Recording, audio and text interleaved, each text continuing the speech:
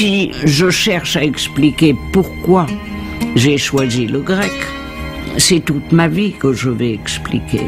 C'est l'émerveillement que m'ont donné ces textes au premier contact avec Thucydide, mais aussi les cours que je suivais à la Sorbonne, et après, quand j'ai voulu faire ma thèse, ou tout au long de ma vie, c'est le même émerveillement qui a joué, le même sentiment que j'étais là en contact avec une littérature qui est le début de toute notre littérature occidentale, où on s'étonne à chaque fois comment est-ce que ça a pu être dit avec tant de force et porté tellement bien, même en notre temps.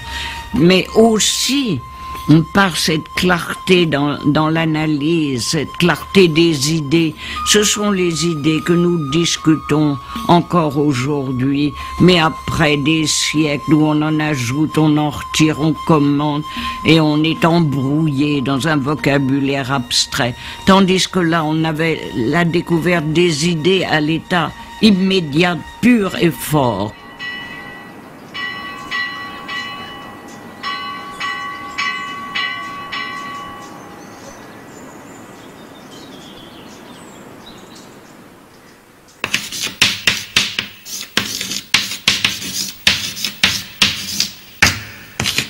Ma mère m'avait acheté un Thucydide relié en parchemin parce que c'était un joli volume avec traduction latine. Et comme j'étais étudiante à ce moment-là, je me suis dit, voilà, je peux en lire un peu pendant les vacances pour m'entraîner. Et nous étions en vacances à Combloux, dans un grand pré en pente, et je me revois encore très très bien lisant cela, et étant comme frappé d'éblouissement. Et je me suis dit que je travaillerais 1 an sur Thucydide. Ça, c'est la part du hasard, si j'appelle ainsi la bonté de ma mère pour moi. Je travaille sur Thucydide, un historien du 5e siècle, qui raconte une toute petite guerre, la guerre du Péloponnèse. Personne ne sait plus très bien, peut-être même vous, je ne sais pas. Je vais être honnête, il y a de fortes chances. Eh bien, peu importe. Il l'a raconté de telle façon que chaque fois qu'il se passe quelque chose dans le monde, les gens reconnaissent quelque chose qui est dans Thucydide. Je n'invente pas, ça a été mon cas, et même encore l'année dernière, la guerre du Golfe, tout ce qu'on veut, mais je n'invente pas parce que les titres des livres, il y a un livre de Thibaut Goudet qui s'appelle La campagne avec Thucydide, il avait fait la guerre de 14, il la reconnaissait. Chacun se reconnaît parce qu'il a donné une analyse sous un angle général, humain, et tout à coup, c'est une phrase, c'est une situation. Tout cela vit en nous, mais nous enrichit.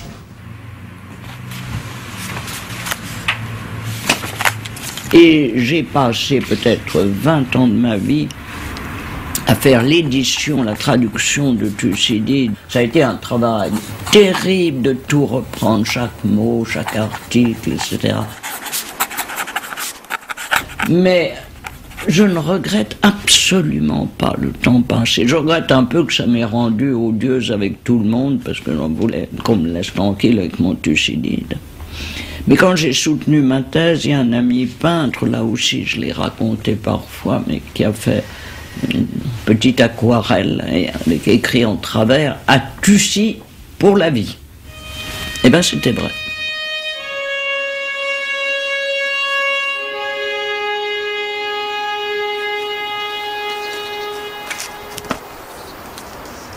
Νομίζω ότι όταν κοιτώ το γραφείο μου, ένα παλαιό και πολύτιμο έπιπλο, νιώθω μάλλον μια πρόσκαιρη κακοδιαθεσία.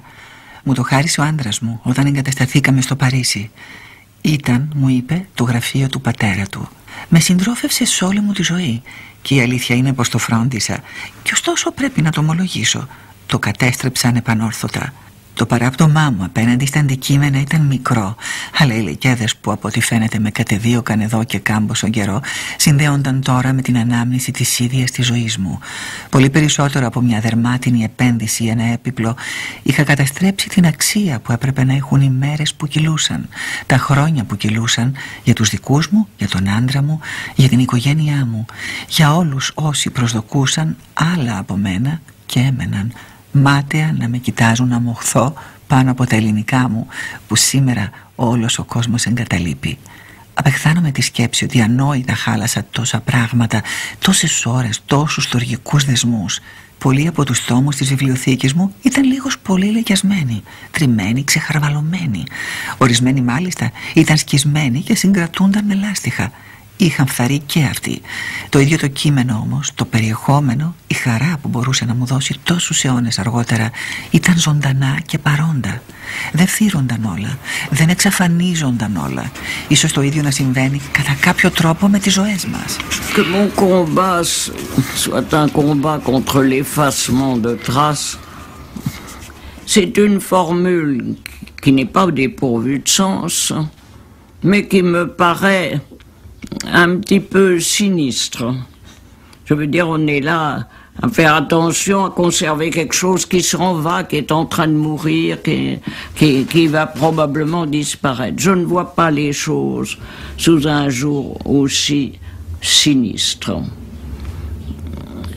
Si au lieu de lutter contre l'effacement des traces, on disait même simplement c'est un combat pour retrouver le contact avec nos traces et de façon vivante le faire pénétrer dans notre vie de demain, c'est plus encourageant.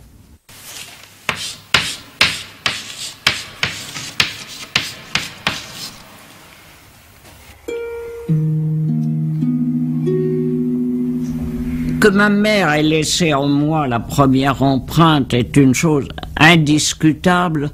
Ma mère m'a accompagnée, elle a été tout pour moi, j'ai toujours vécu à proximité d'elle. Nous nous entendions très bien, nous rions ensemble. Alors, quelle ait été pour moi l'empreinte permanente, c'est certain. J'ai conscience de lui devoir non seulement tous mes souvenirs heureux de ma jeunesse, mais tout ce que je suis et tout ce que j'ai aimé.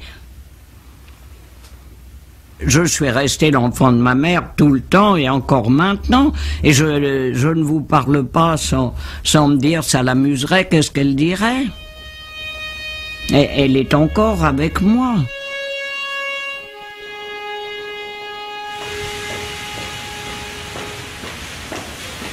Mes études se sont déroulées entièrement au lycée Molière, enfin jusqu'au bachot, et puis j'ai continué après.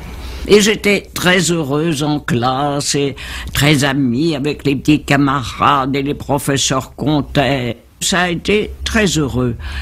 Et puis alors c'est là tout de même que j'ai commencé, et c'est un événement politique et sociale. J'ai commencé le latin et le grec, mais c'était la première année où les filles avaient le droit de faire du grec, la possibilité de faire du grec.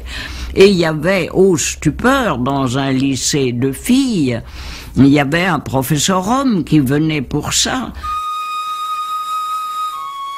À la fin du lycée, je me suis couverte de gloire.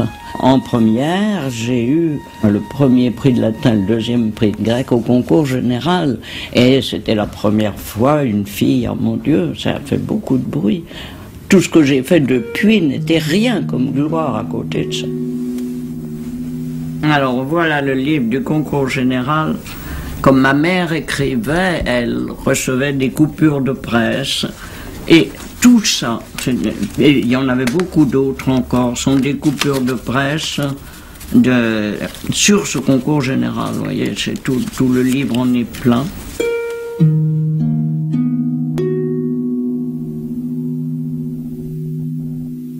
Après le concours général, j'ai préparé, je suis entré à l'école normale de la rue d'Ulm, où nous étions cette année-là 2 filles. Il y avait des filles de temps en temps, 1, 2 par promotion. À l'école normale 2 garçons de la rue d'Ulm. Les programmes étaient encore très différents.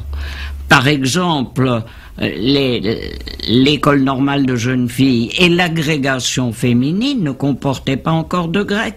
Vous voyez, ça, les choses se faisaient peu à peu. Alors, il était bien naturel qu'ayant fait avec plaisir et succès du latin et du grec, que j'aille dans l'école où on en faisait et où les programmes dans l'ensemble étaient différents et j'ose le dire à cette époque supérieure. C'était les années 33-36, c'est-à-dire qu'on approchait de la guerre. Alors je suis sorti de là avec une bourse de thèse, mais tout de suite nous avons été confrontés à la guerre. Pour moi, et dans mon souvenir, c'était une expérience riche et pas du tout écrasée de tristesse, du tout. Parce qu'on savait très bien ce que l'on espérait. On écoutait toutes les nouvelles qui donnaient l'espoir que les choses s'arrangent. On voyait des gens, on rapportait, on se déplaçait, on franchissait tel danger, tel autre. Et dans tout cela, il y avait une grande espérance qui n'est pas toujours présente dans notre monde en paix. Et quelquefois, évidemment, j'étais alors beaucoup plus jeune, mais j'ai l'impression qu'il y avait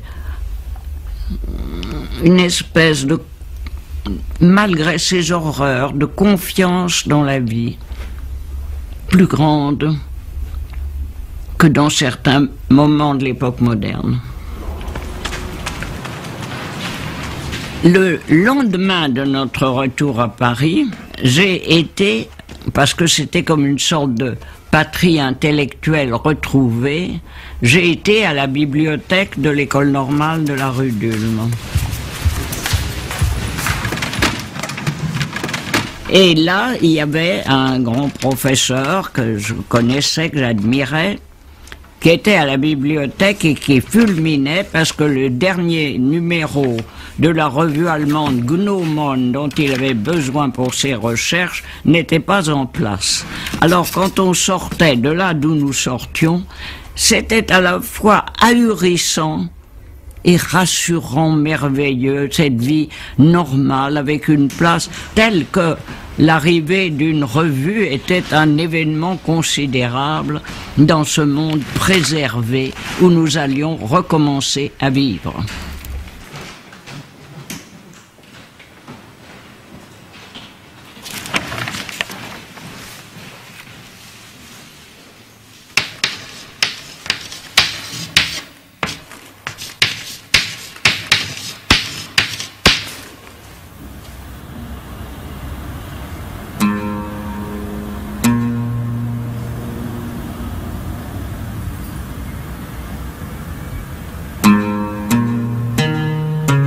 Συνέβη λοιπόν κάτι τον 5ο αιώνα που ξεπερνούσε την νοημοσύνη και την ανθρώπινη ευαισθησία. Κάτι που προδιέθετε ώστε τα έργα αυτά να παίξουν το ρόλο που διαδραμάτισαν στην ιστορία του πολιτισμού μας. Αλλά τι? Ήμουν σαν το παιδί μπροστά στο παιχνίδι του που ρωτά πώς δουλεύει. Quand j'ai écrit le livre « Pourquoi la Grèce ?», je voulais chercher quelles étaient les raisons, les caractères de cette littérature qui faisaient qu'elle pouvait franchir les siècles et être encore présente maintenant. Qu'est-ce qu'il y avait dans ces textes de commun, de propre à cette culture ? En travaillant sur ces textes, en les traduisant, en enseignant sur ces textes, j'ai été frappé de comprendre que vraiment il y avait une part d'universalité dedans, une façon de dire les choses avec le sens de la beauté de la vie et de la fragilité de la vie, quelque chose qui peut encore aider maintenant, toucher maintenant.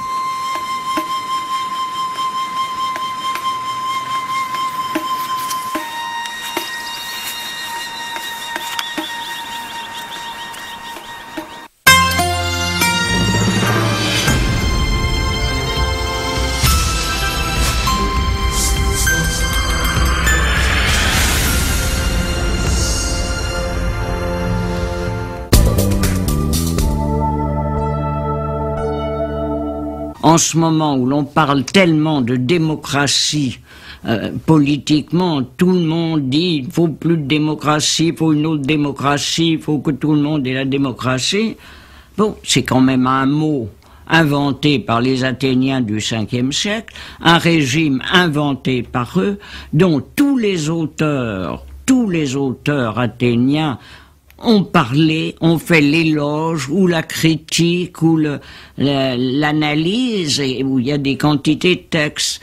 Parce qu'il y a quelque chose d'assez fascinant dans le fait que la démocratie athénienne, qui est une invention d'Athènes, le mot est une invention, la chose est une invention, c'est resté, et nous ne parlons que de ça, mais c'est un monde tout à fait différent de ce que nous pouvons faire. Au point de vue concret, ça n'a aucun rapport. La démocratie athénienne était une démocratie directe où tous les citoyens venaient, parlaient, jugeaient, plaidaient, tranchaient comme juges, enfin, eux-mêmes directement, et tous. Naturellement, quand on dit tous, il faut rappeler que tous, mais pas les femmes, ni les esclaves, ni les étrangers, tous les citoyens. Mais c'était quand même pour eux ça, la découverte, que c'était pas les grandes familles. Voyez que la première pièce conservée, qui s'appelle Les Perses, part justement de la victoire sur l'envahisseur perse et de la victoire des démocrates athéniens. Là aussi, il y a la question posée par la reine, mais qui commande, etc., à ce peuple, et ils ne sont esclaves ni sujets de personne. C'est bien l'opposition entre l'autocrate de la Perse et la démocratie d'Athènes qui apparaît. Ce n'est pas un monde absurde, jamais. C'est un monde dur, mais héroïque, et où l'homme est exalté, aussi dans ses qualités. Πάλι βαθιά μου. Το σωστής μαντίας. Ο άγριος πόνος. Το στροβέλισμά του αρχίζει. Και με κλούει ταράζοντας με. Τα διάφαρες που σφάξαν οι δικοί τους φαίνονται να κρατούν στα χέρια σάρκες.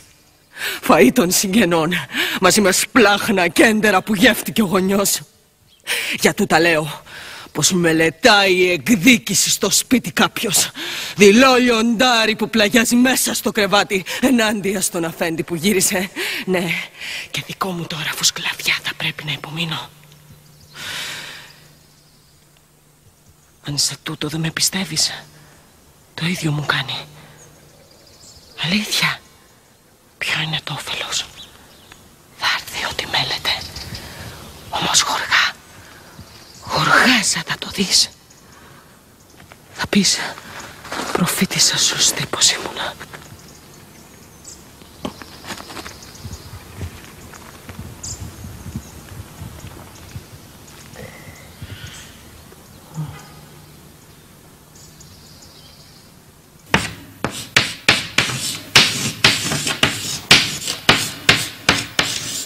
Oh, il n'y a qu'un combat important, décisif, continu, personnel, c'est le combat pour le grec, pour l'enseignement du grec, pour que reprenne et se développe l'enseignement du grec. Quand j'étais jeune élève, étudiante je veux dire, le grec gagnait du terrain, on ajoutait des épreuves, on avait tout le bataillon des filles qui venait s'ajouter à celui des garçons. Tout le monde en faisait, tous les scientifiques faisaient du latin et du grec.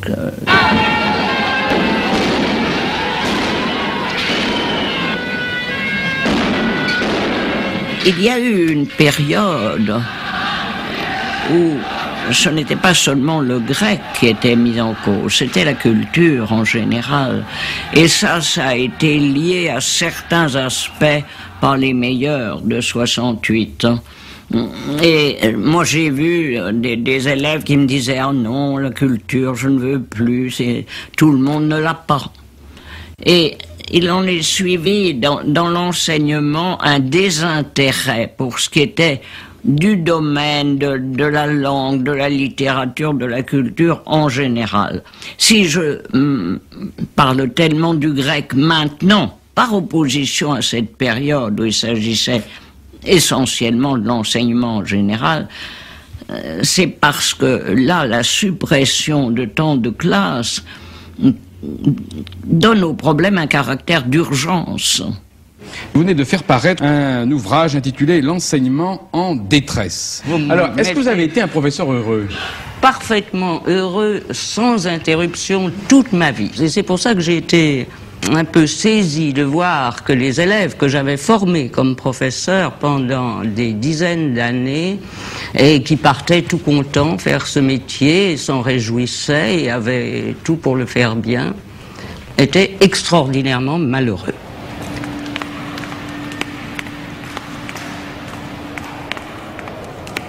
J'ai enseigné partout. J'aime ce métier et quand on le fait avec cœur, c'est un bonheur extraordinaire. On entre dans une classe et tout est fini. Les ennuis, les problèmes, toutes les choses de la vie normale. Les portes sont fermées, c'est un univers à part. On est en contact avec des choses de l'esprit, on se forme l'esprit, on apprend à penser, à être. Vous savez, c'est une joie aussi de voir les jeunes à qui on s'adresse s'améliorer, s'affiner d'une année, du commencement de l'année à la fin de l'année. Ce n'est pas seulement l'acquisition d'un savoir immédiatement utile dont on peut profiter à la sortie. C'est la formation de l'esprit, apprendre à juger, apprendre pourquoi on a mal compris ça, apprendre à corriger une erreur.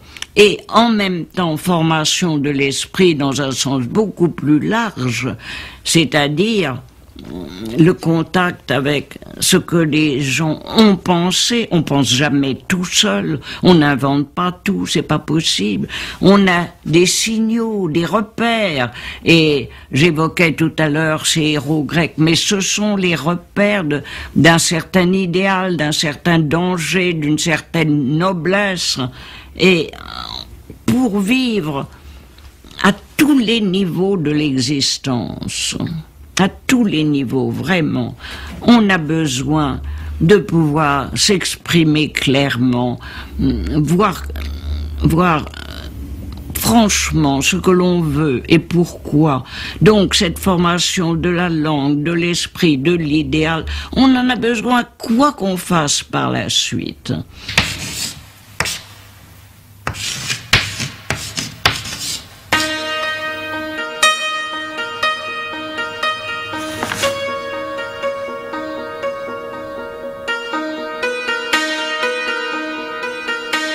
Vous savez, on dit quelquefois que je suis la première femme. Il ne faut pas confondre avec Ève, naturellement. Mais c'est vrai, j'ai été la première femme ici, là-bas, ça s'est ouvert. Mais ça s'est ouvert parce que c'était le moment où cela s'ouvrait, que tout le monde était très content d'avoir une femme. J'ai été la première femme au Collège de France, à l'Académie des inscriptions, mais il y en a eu bien d'autres après.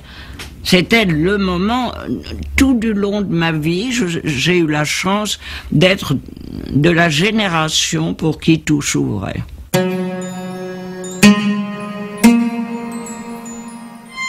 L'Académie française a élu aujourd'hui en son sein une femme. Et oui, les académiciens ne seraient-ils plus misogynes, eux qui avaient tant tardé à élire la grande Marguerite Yourcenar.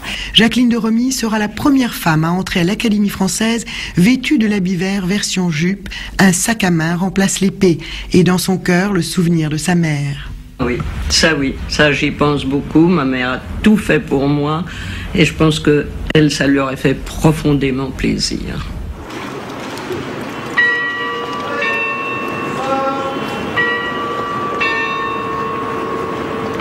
J'ai eu en Grèce une récompense éclatante dont j'ai gardé un souvenir ému. C'est un prix de la Fondation Onassis, qui est remis et célébré dans une grande fête vers le soir. sur la pique, c'est-à-dire la colline où parlaient autrefois les orateurs. Avec au loin, on voyait l'acropole, les différentes collines d'Athènes, enfin tout le passé d'Athènes. Et moi, j'avais l'impression tout à coup de rejoindre les choses dans lesquelles je vivais par mon travail, et puis une réalité contemporaine.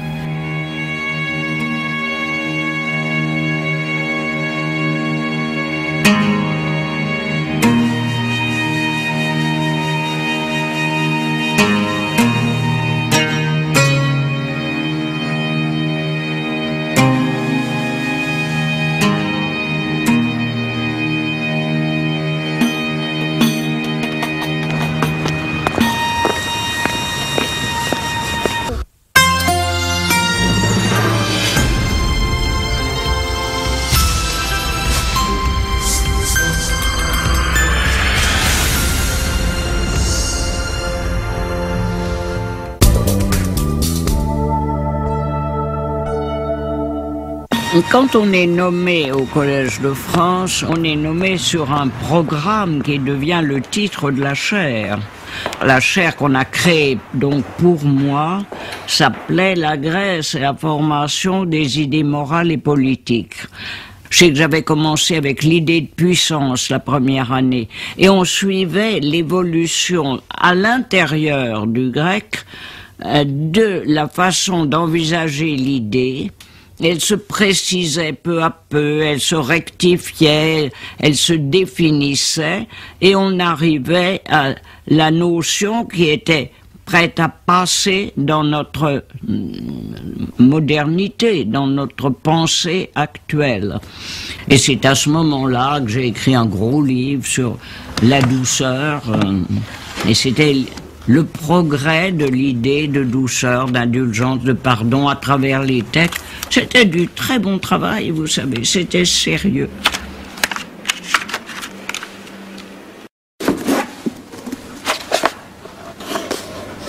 J'ai continué comme ça, jusqu'au moment où je me suis aperçu que pendant ce temps-là, mon cher grec prenait de mauvais coups, était très peu gâté dans l'enseignement, voyait ses horaires diminuer et les gens remplis de doutes sur son utilité. Alors, j'ai abandonné, en sortant du Collège de France, cette recherche poussée sur l'histoire des idées et j'ai essayé de rendre ces idées accessibles. C'est le moment où j'ai donné toute une série de petits livres qui ne sont pas de la recherche savante, mais qui essayent quand même d'être pas complètement idiots, quoi.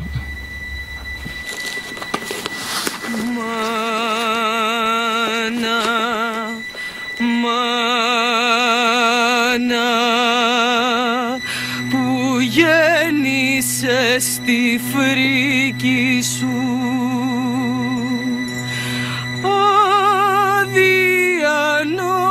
αδιανόητες τέλεσες πράξεις, αδιανόητες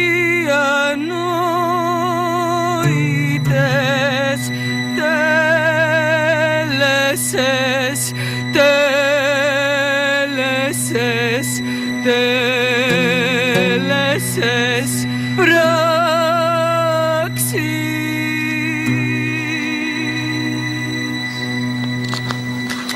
Je ne défends pas le grec uniquement comme ça tout seul. Le grec va avec le latin, le grec et le latin vont avec le français va avec l'orthographe, avec la connaissance de notre pays, avec la confiance pour le répandre. Et tout ça va avant tout avec la littérature, avec l'expression des sentiments et des idées, leur progrès, la littérature d'hier naturellement, mais aussi celle de demain, on écrit encore.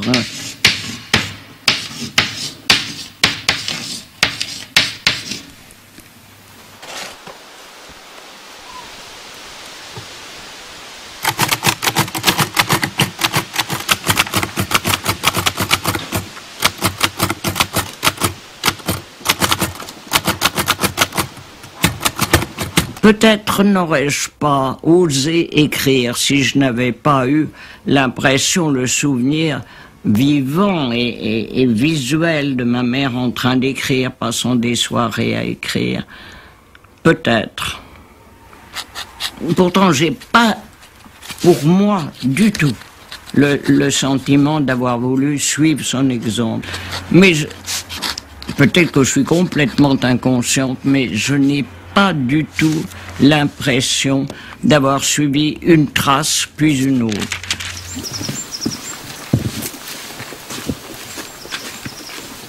Voilà la porte, et à partir de là, on est dans le bonheur.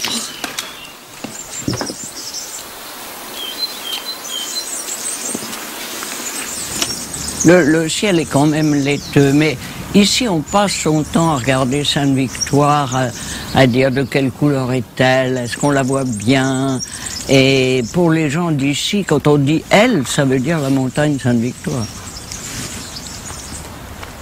Ça, c'est le grand bassin que j'aime beaucoup. Il n'y a pas plus reposant que de s'installer là, en paix, avec l'air qui vient du jardin, qui est déjà un peu parfumé.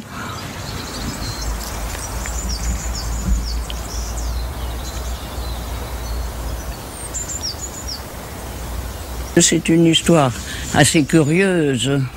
C'est le fils d'un ami à moi et il était bon photographe. Alors je lui ai dit qu'il pouvait faire un livre de bonnes photographies d'Aix, de toute cette région, que je lui montrerais les endroits et que je peux lui mettre un petit texte de phrases en dessous de chaque photo. Et puis le garçon a trouvé autre chose et moi, j'avais écrit pour m'amuser 2-3 petites phrases et c'est mon éditeur Bernard de Fallois qui m'a dit « Mais non, mais ne vous occupez pas, il n'y a pas besoin des photos, racontez ça, écrivez vos rêveries du promeneur solitaire comme si vous étiez Rousseau. » Et moi, je me suis dit « Quelle bonne plaisanterie, pourquoi pas, c'est amusant. » Τα τελευταία 10 χρόνια, κάθε φορά που έρχομαι στο Σεν Βικτουάρ, σκέφτομαι ότι μπορεί να είναι η τελευταία φορά ή τουλάχιστον η τελευταία περίοδος. Αρκεί ένα κάταγμα στον Αφιένα, ένα καρδιακό επεισόδιο και θα πρέπει να το διαγράψω. Πάντα αυτή η υποβόσκουσα αίσθηση γίνεται η σκιά της χαράς μου, βοηθώντας με να βλέπω καλύτερα για να θυμάμαι καλύτερα. Γνωρίζω ότι καμιά ανάμνηση δεν μπορεί να φέρει πίσω τη λάμψη που έχει το φως ή τη φρεσκάδα του αέρα. Ξέρω καλά ότι όταν αργότερα θα σκέπτομαι την όχρα της γης δεν θα ξαναδώ τις περίφημες αντιθέσεις του ανοιχτού καφέ με το βαθύ κόκκινο, τη διακριτική απόχρωση του εδάφους στο χρώμα του γέρικου ξύλου και την προκλητική λάμψη των κοιτασμάτων του βοξίτη. Όχι, αυτά θα έχουν χαθεί.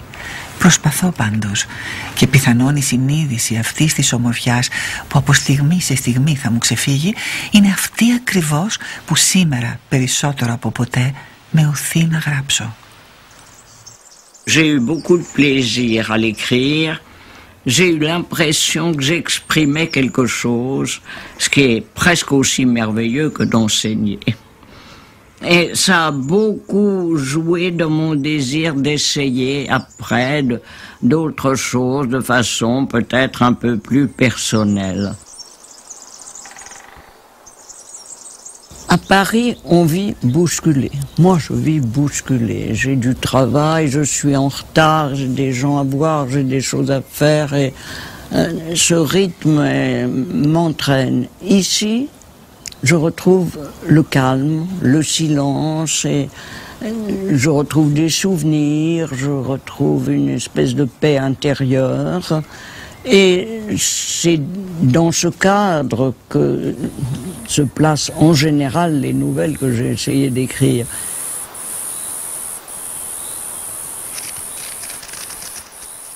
J'ai écrit plusieurs recueils de nouvelles.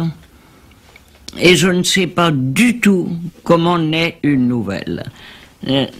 Si vous voulez mon impression personnelle, il y a une impression vague, un sentiment, une expérience toute petite, et puis on y pense, et puis tout à coup, ça s'étoffe, ça se construit, et on se dit, mais ça ferait peut-être une histoire, ça.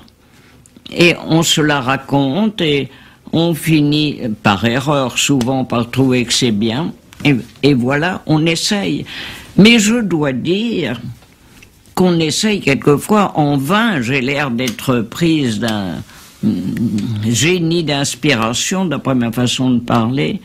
Mais en faisant de l'ordre dans cette pièce où vous êtes, l'autre jour, j'ai trouvé tout un carton de papier, j'ai regardé ce que c'était.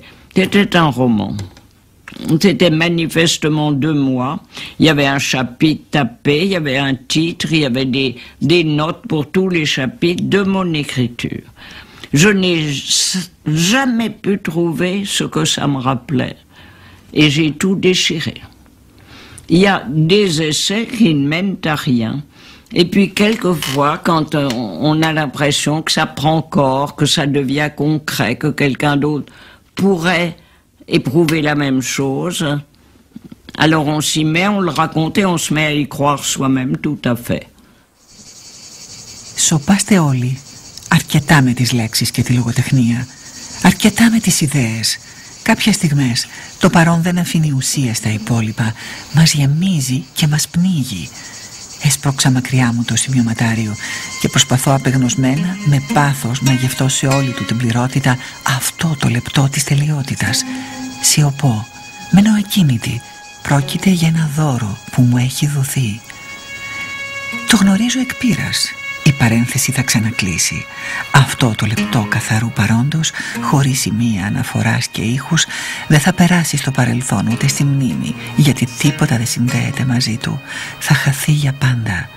Χωρίς να γνωρίζω ακριβώς γιατί, ξαναπαίρνω το σημειωματάριό μου με ένα είδος έκδηλης ανυπομονησίας που αγγίζει τα όρια της αγωνίας. Ένας κυφήνας περνά σαν υπερηχητικό, σπρωγμένος από βιάση και επιθυμία. Κι εγώ ξαναπαίρνω την πένα μου, καθώς με κατατρώει και μένα η ίδια βιασύνη. Να το πω, αχ, έχω ανάγκη να το πω. Σε ποιον? Σε κανέναν φυσικά. Απλώς να το πω. Όμως τούτη τη στιγμή ποιος θα μπορούσε να εκφραστεί? Εγώ πάντως όχι. Όχι εδώ, όχι τώρα. Κι αν γυρνούσα πίσω, η ευτυχία του ολάνθης του κήπου μου στερεί και την παραμικρή διάβια πνεύματος. Μόνο σε ένα δωμάτιο κλειστό θα μπορούσα να το πω, μακριά από τα λουλούδια, μακριά από την ευτυχία. Στο σπίτι, επιτέλους, ξαναπιάνω τα χαρτιά μου. Κοπιάζω με το κεφάλι σκυμμένο, χωρίς να βλέπω τίποτα πια, χωρίς να αισθάνομαι τίποτα πια. Γράφω, σκίζω χαρτιά και ξαναρχίζω. Γνωρίζω ότι κανείς δεν θα διαβάσει τούτες τις λέξεις. Γνωρίζω ότι χάνω την ουσία. Και τι να κάνω? Μόνο οι λέξεις τείνουν να διατηρήσουν μια αίσθηση που κάποτε ήταν εκπληκτική. Και λοιπόν, με επιμονή, μόνη μου, με κλειστά τα παντζούρια, γράφω. Je pense que c'est le plaisir, quand on s'y est exercé au fond pendant toute sa vie, d'arriver à dire, à communiquer, à fixer même pour soi-même ce que ça a été, ce qu'on a fait, ce qu'on regrette d'avoir fait, ce qu'on est content d'avoir fait, ce qu'on apprécie encore, honnêtement, comme un examen de conscience.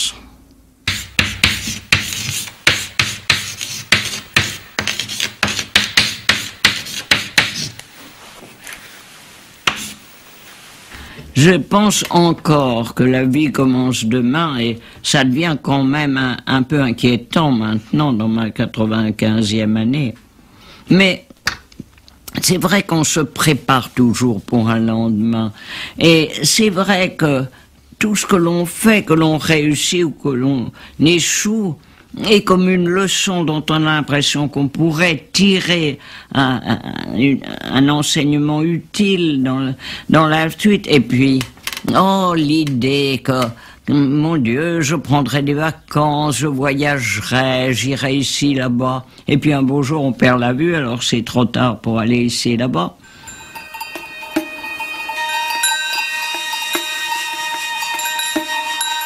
Si on me demande si je veux retourner en Grèce, et à supposer que je puisse choisir, peut-être que je ne retournerai pas à Delphes, précisément parce que j'y ai connu un certain nombre de journées bénies et merveilleuses, et que il y a d'autres possibilités. Je suis éminemment athénienne. Mais je préférerais beaucoup une île grecque avec des oliviers, la mer à mes pieds, un beau soleil. Et pourquoi pas ajouter, puisque nous rêvons, la jeunesse. Il y a des moments presque, ce qui prouve que l'on devrait toujours essayer de profiter de ce qui est donné au maximum. Là, c'est par la privation que j'en découvre la leçon. Mais voyez que ça rejoint mon désir que l'on fasse attention au texte, à la beauté en général. Nous n'avons pas prononcé une seule fois le mot de beauté, mais comment pourrait-on, à propos des textes grecs, comme à propos de la vue, ou comme à propos de la poésie, ou comme à propos de tout, ne pas le prononcer? Eh bien, pour une aveugle, car je suis presque aveugle, pas tout à fait, mais pour quelqu'un qui voit très mal, il existe encore de la beauté et de la perception de la beauté, à la fois par les textes qu'on peut encore entendre avec des cassettes ou autrement, et même par la vue. C'est le plaisir que l'on trouve dans cette fable de La Fontaine que j'ai citée ici à propos du héron, où le poète dit que l'onde était transparente ainsi qu'au plus beau jour. Je m'en suis tiré avec les cassettes, c'est-à-dire que je dicte à une cassette, une dame qui travaille pour moi, qui me connaît bien, tape d'après la cassette, puis elle vient me lire. Sous telle impropriété. Bon, écoutez, on arrête un instant, bien qu'il n'y en ait pas beaucoup, et que j'ai très peu de remarques. Mais vous allez lire, vous qui savez lire, à quelqu'un qui me faisait observer que j'écrivais beaucoup, en particulier dans cette ou ces dernières années, j'ai répondu fort logiquement, que voulez-vous, à mon âge, je me dépêche. Vous n'êtes pas sans ignorer que on se, et alors là, il y a des... Oui, il y a quelque chose qui ne va pas du tout.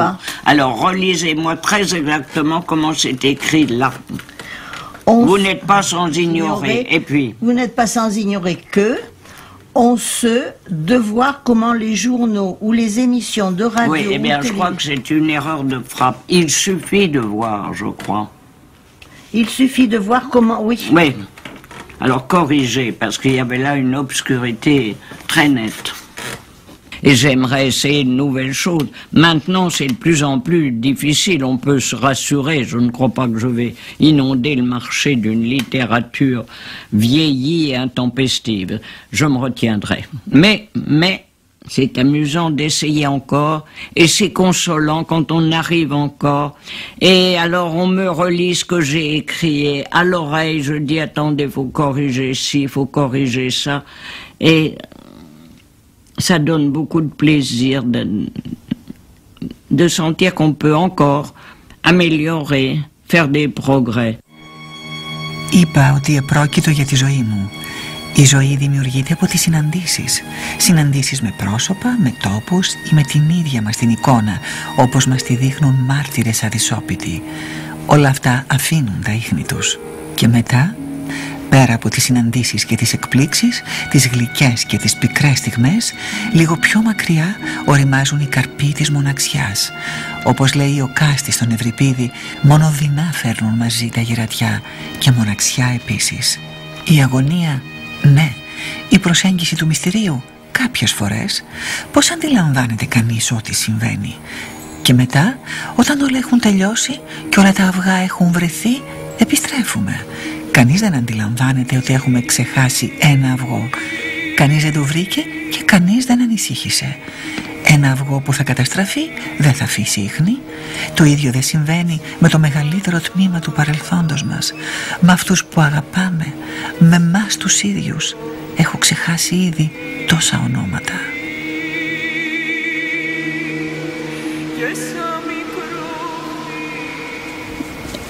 Ça me repose de travailler. C'est ce que j'ai fait toute ma vie, n'est-ce pas? Alors, bon, je peux très bien rester assise à regarder devant moi les petites plantes, mais malgré tout, il me manque quelque chose si je fais ça de façon trop prolongée. Toujours j'ai travaillé. Et l'autre jour, j'étais amèrement déçue parce que j'ai cru que je ne pourrais pas venir ici. Il y avait des ennuis avec le chauffage. Et j'étais nerveuse, désolée, frustrée vraiment. Eh bien, j'ai pris un texte de grec et j'ai commencé à batailler sous ma grosse lampe pour essayer de faire quelque chose, parce que c'était ma vie normale que je retrouvais comme ça.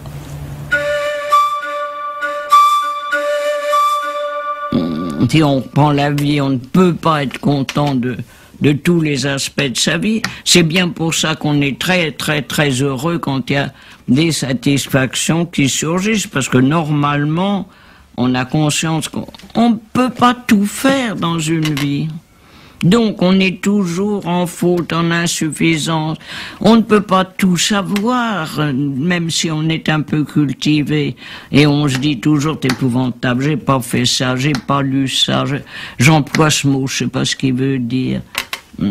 Non, et j'ai conscience le nombre de regrets que j'ai par rapport à tous ceux qui ont été bons pour moi, et même avec ma mère, j'envoyais promener pour faire mon Thucydide. On ne peut pas être content de toute sa vie.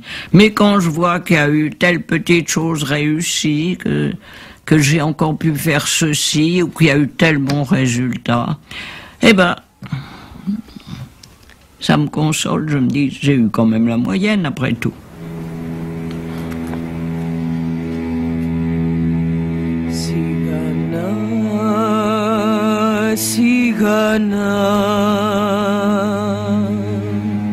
Σιγανά το πεδιλό να μη χτυπά, σιγανά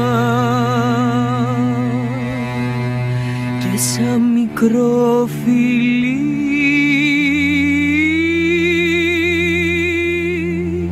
και σαν μικρό φιλί το ίχνος του η γη να το ξεχνά, σιγανά, σιγανά, σιγανά, σιγανά.